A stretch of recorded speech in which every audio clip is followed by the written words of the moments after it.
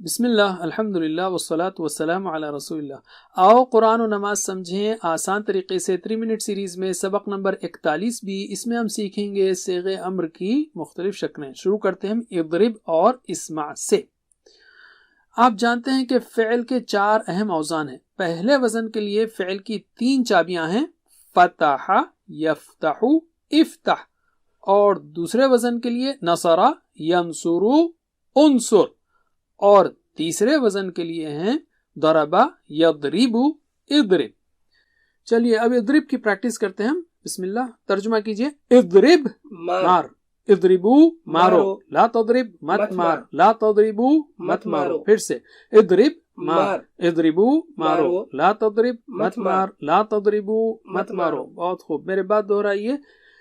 اضرب، اضربو، اضرب، اضربو، لا تضرب، لا تضربو، لا تضرب، لا تضربو، اضرب، اضربو، اضرب، اضربو، لا تضرب، لا تضربو، لا تضرب، لا تضربو۔ ماشاءاللہ۔ اب ہم لیتے ہیں عربی بول چال۔ میں کہوں گا مار اور آپ کہیں گے جلد ہی میں ماروں گا، میرا مطلب ہے فٹ بال کو، اس لیے اضرب، سوف اضربو، جلد ہی میں ماروں گا۔ اضربو سوف نضربو، جلد ہی ہم ماریں گے۔ اب ہم اضافہ کرتے ہیں ایک آبجیکٹ کا، الکرہ۔ الکرہ یعنی بال، کرۃ القدم یعنی فٹ بال۔ بہرحال میں صرف کہوں گا اضرب الکرہ، بال کو مارو، آپ کہیں گے سوف اضربو الکرہ، جلد ہی میں بال کو ماروں گا، وغیرہ۔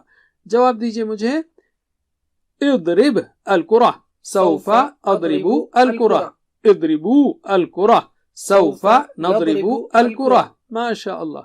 اب ہم لیتے ہیں ایک دوسرا فعل، ترجمہ کیجئے۔ اسمع سن، اسمعو سنو، لا تسمع مت سن، لا تسمعو مت سنو۔ میرے بات دہرائیے۔ اسمع، اسمعو، اسمع، اسمعو، لا تسمع، لا تسمعو، لا تسمع، لا تسمعو۔ ماشاء اللہ۔ اب ہم لیتے ہیں عربی بول چال کو۔ میں کہوں گا اسمع سن اور آپ کہیں گے سوف اسمعو، جلد ہی میں سنوں گا۔ اسمعو، آپ کہیں گے سوف نسمعو۔ جواب دیجئے۔ اسمع سوف اسمعو، اسمعو سوف نسمعو۔ یہاں ہم بڑھائیں گے ایک آبجیکٹ القرآن کو، مفعول ہونے کی وجہ سے، مفعول بھی ہونے کی وجہ سے القرآن ہو جائے گا۔ تو مجھے جواب دیجئے۔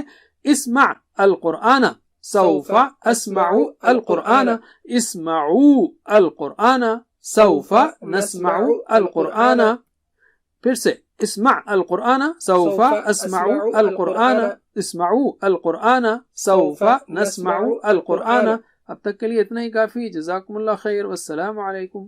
Please visit understandquran.com for our courses on Read Al-Quran, Learn Tajweed, and Understand Al-Quran, and for one-to-one learning. Jazakumullah khair. Wassalamu alaikum.